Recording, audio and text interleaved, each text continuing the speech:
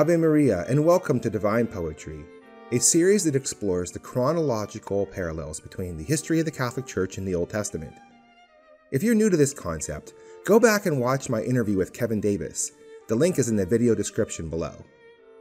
To make things more simple, I have divided up church history and the Old Testament into 8 color-coded time periods. Below you can see a scrolling bar with the names, dates, and the Old Testament books for each period. Use this timeline to guide you in each video.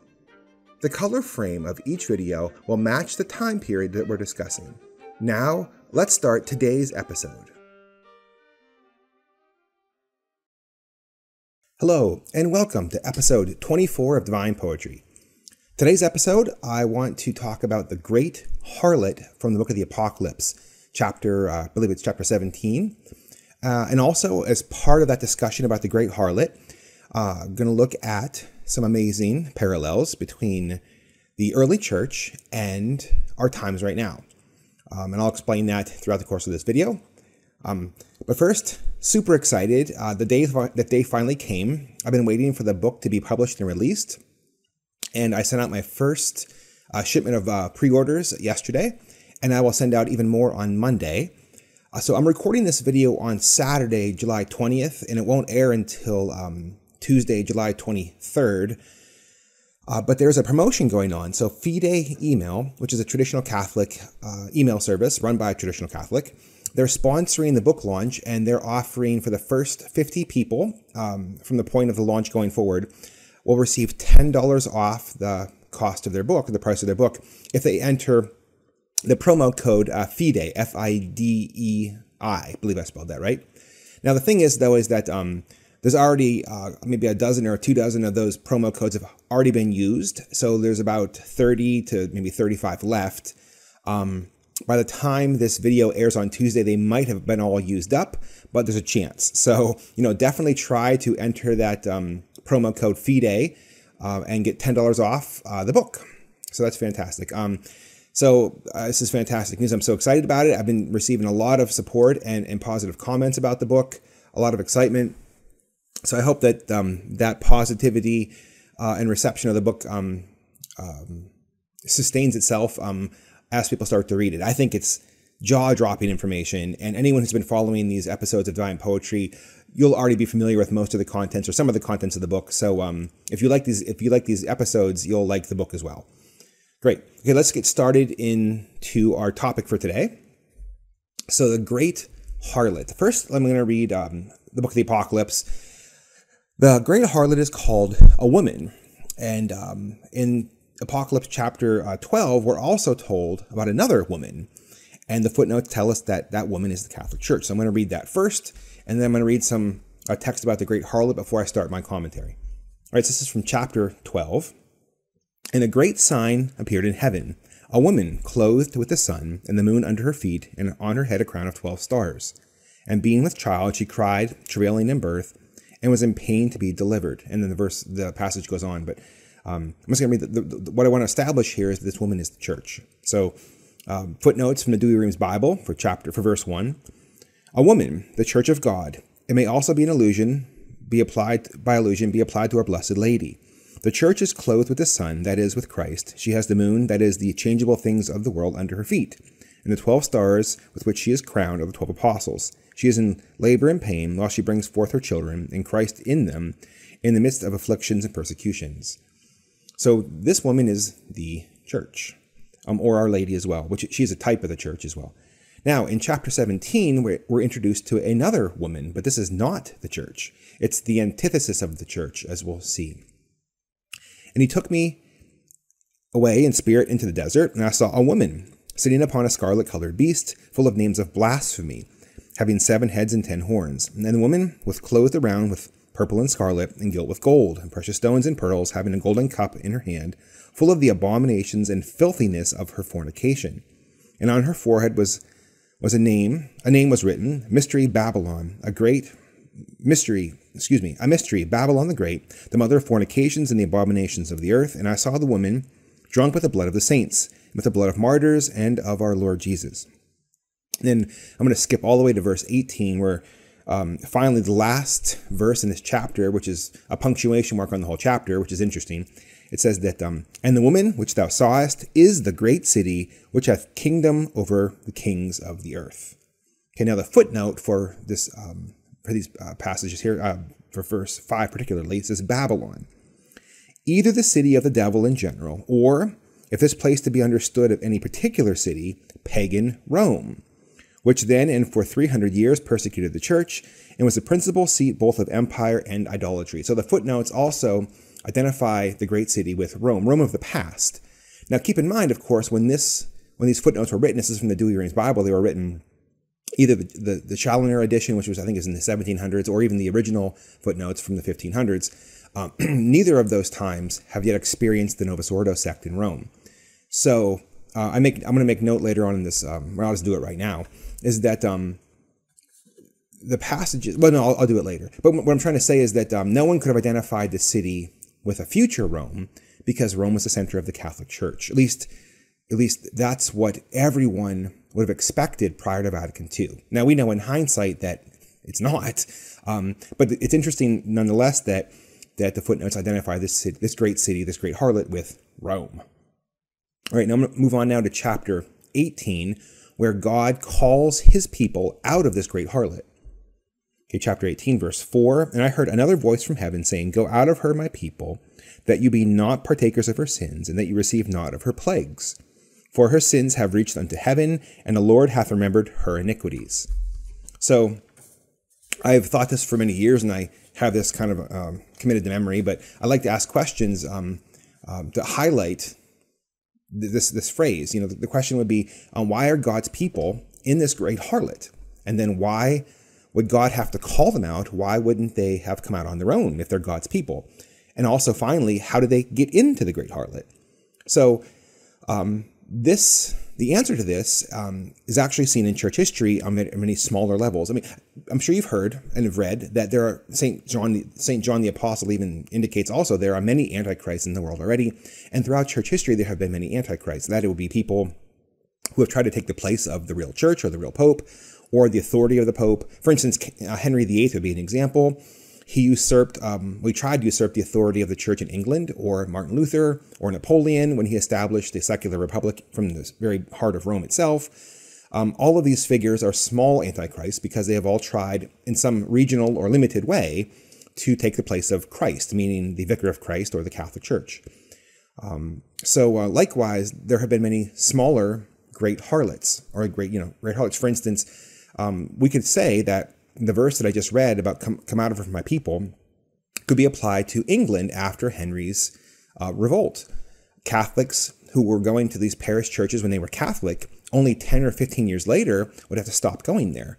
And some of them maybe were a little slower to realize they had to come out of this church, or maybe even potentially even physically had to come out of England as well, even physically, like the nation of England or the kingdom of England.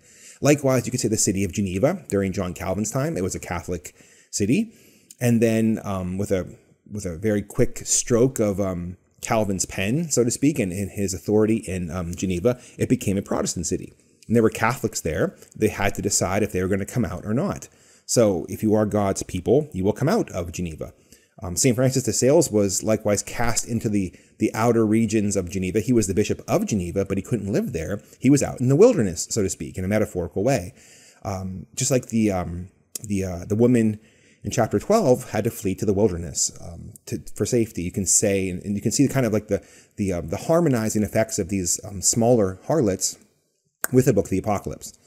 But the greatest harlot would have to be the anti-church in Rome, the Vatican II sect, because there's nothing else left. It was a universal apostasy, and Rome was the center of the Catholic Church, and it still is, and could be again. But right now, functionally speaking, it's not. It's run by an apostate anti-church, which would have to be the great harlot from the Apocalypse. And when I say the great harlot, I mean the great harlot. We just read that footnote where the great harlot was identified with ancient pagan Rome. So there's another verse in the Apocalypse where it says, the beast was, is not, and will be again, we could apply that to Rome. Rome was the beast, the pagan beast that persecuted the Christians. And then it was not, because throughout church history, it was the center of Christ's bride, the Catholic Church. But then it will be pagan again in the end times, and that's Vatican II. So, the Great Harlot clearly is the Second Vatican Council and the Apostate Second Rome. It acts like a harlot. It prostitutes itself out to all the globalists. They have transhumanism conferences. They're for the green agenda. They promote perversity of all kinds. You name it, right? Interreligious ecumenism. You know what I'm trying to say. But all these things that the Great Harlot has done from Rome, and it's the antithesis. It's the mockery. It's the imitation of the Bride of Christ, which is the other woman. So that's fantastic. I don't want to belabor the point. I think you get it. Let's see now, what am I missing here? Okay, let me read what happens to the Great Harlot now, again in chapter 18. Okay, so the Great Harlot doesn't last forever. In the book of the Apocalypse, chapter 18, the harlot is destroyed. So here we go. Therefore shall her plagues come in one day, death and mourning and famine, and she shall be burnt with fire, because God is strong, who shall judge her. And the kings of the earth, who have committed fornication and lived in delicacies with her, shall weep and bewail themselves over her, when they shall see the smoke of her burning, standing afar off from fear of her torment, saying, Alas, alas, the great city of Babylon, the mighty city, for in 1 hour is thy judgment come. Like so much of the book of the Apocalypse, I do think this is primarily metaphorical, but also literal as well. It's very possible and likely, I think, that the Vatican will burn at the end of the world, because Jerusalem burned at the end of the Old Testament, or in 70 AD, which I'm going to get into in a second. But I think primarily, though, we're going to see, and I've been saying this in other milieus, other formats, that the Vatican is a sovereign country, and the Lateran Treaty gives it that sovereignty. So the Lateran Treaty, I think, was going to be revoked at some point, and that would destroy the harlot.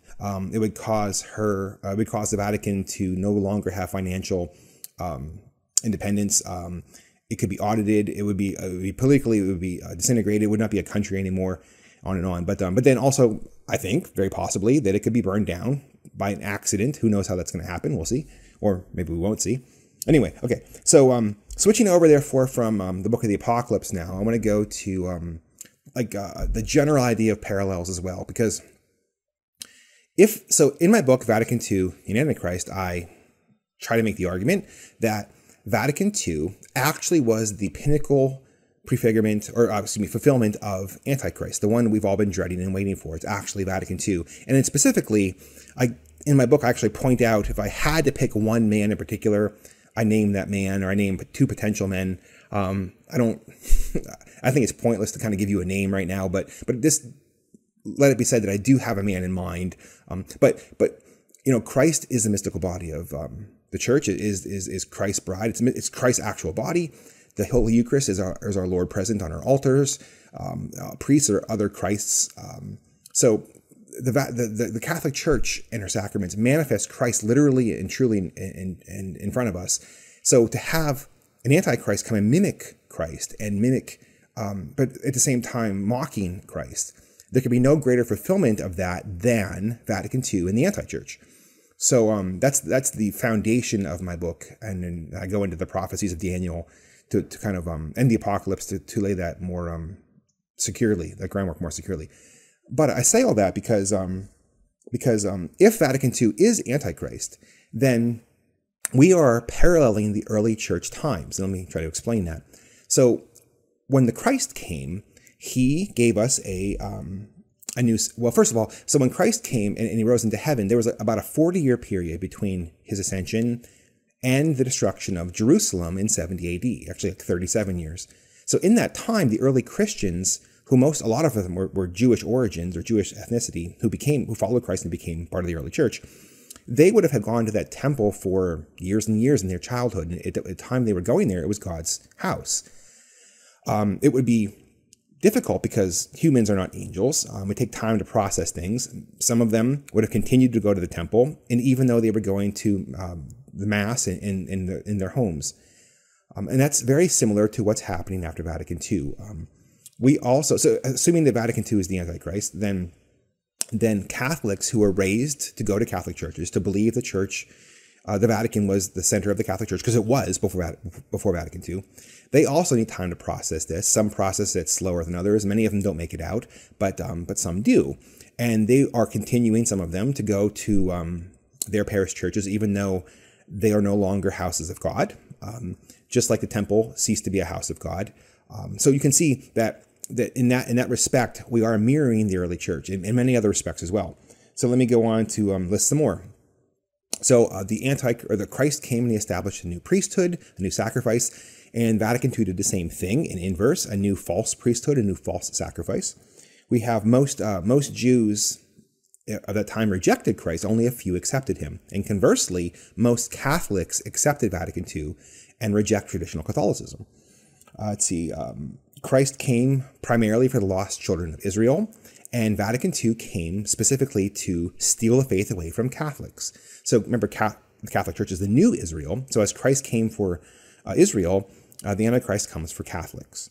We have the sacrifice, I mentioned that. Okay, so this is interesting also. In the commentaries of St. Jerome, he mentions that when the high priest was a Caiaphas, he ripped his garments, his priestly garments, during Christ's trial.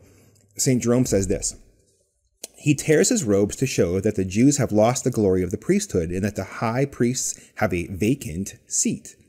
And this is from the commentary of St. Jerome on the Gospel of Matthew 26. So there was a sede vacante period in the time of Christ's passion, going forward after that.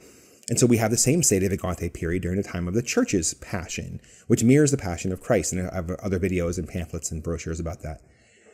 Okay, so let's see what we got here. The temple, I mentioned this already. The temple used to be God's house and it ceased to be so, just like the Vatican. And then, okay, I mentioned that point as well. All right. So with that in mind, when we read the prophecy that our Lord gives in Matthew 24, the apostles ask him what's going to happen at the end of the world and his second coming. And so the answer he gives is the destruction of Jerusalem in 70 AD.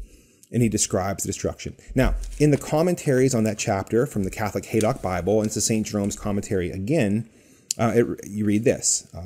Tell us, he says, tell us, when shall these things be, and what shall be the sign of thy coming, and of the consummation of the world? That's the question the apostles asked our Lord at the beginning of Matthew 26.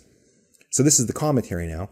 We must take good notice with St. Jerome that three questions are here joined together, concerning the destruction of Jerusalem, of the coming of Christ, and the end of the world. Christ's answers and predictions in this chapter are to be expounded with a reference to the three questions. This hath not been considered by those interpreters who expound everything here spoken by Christ of the destruction of Jerusalem. So there are some commentators who applied everything our Lord said just to 70 AD, and the commentary is saying that's not correct. Okay, nor by others who will have all understand of his coming to judgment and of the end of the world. So it's neither. So that the prophecy of our Lord in that chapter is not just about Jerusalem or just about the end of the world. It's about both at the same time. It's a multi-layered or a dual prophecy. Okay, it is probable the apostles themselves did not understand that they were asking about two distinct events. That would be the destruction of Jerusalem and the end of the world. Being filled with the idea of a temporal kingdom, they thought that Christ's second coming would take place soon, and that Jerusalem, once destroyed, the Messiah would begin his reign on earth. So I might have mentioned this just a little bit ago, but I'll say it again, is that the commentaries indicate that this prophecy from Matthew 26 is both about the destruction of Jerusalem, is both a prophecy about the imminent destruction of Jerusalem in 70 AD and about the end of the world. Now, anyone before Vatican II could not and would not have ever said that Rome would fit the description of apostate Jerusalem. Who could have ever imagined that? It's only in hindsight, after Vatican II, can we say definitively, well, it actually happened. Beyond anyone's wildest imagination or expectation, Rome became an apostate city again, and the Vatican, which was once God's house, ceased to be so. Now it's the Great Harlot. So that's why you have this vague connection with the destruction of Jerusalem and the end of the world, which is a kind of vague statement. The end of the world is not specific about what exactly we're talking about. I mean, the end of the world's pretty specific, I guess, but you can get more accurate and more specific by saying that the end of the world will come about when the Great Harlot's destroyed. And that's indicated also in the book of the Apocalypse. Chapter 18, when the harlot's destroyed, is near the end of the book. I'm not trying to say that, I'm not predicting a future time or a date. I'm not trying to say that, but I'm saying that the destruction of Jerusalem is a parallel, I think, very clearly with the destruction of the new Jerusalem, which is Rome, the new, which is Vatican City, which is also the Great Harlot. And so that if we see the Vatican destroyed, it would indicate that we are very close. I don't know what close means, but very close to the end of the world. That's my takeaway, right? So that's amazing. So the prophecies about the Great Harlot and the parallels between the Vatican and Jerusalem in 70 AD all integrate to the same idea, to the same conclusion. And I'll just leave you with this one final thought. Divine Poetry, this episode, this series has been trying to show the parallels between church history and the Old Testament. And through the course of my work doing this over the last 8 years, I've also come to realize, as you've seen in the last episode about America and Rome, that it's not just the Old Testament people of God and the New Testament people of God, but all the external pagan empires as well. And that's why Rome and America share so many parallels.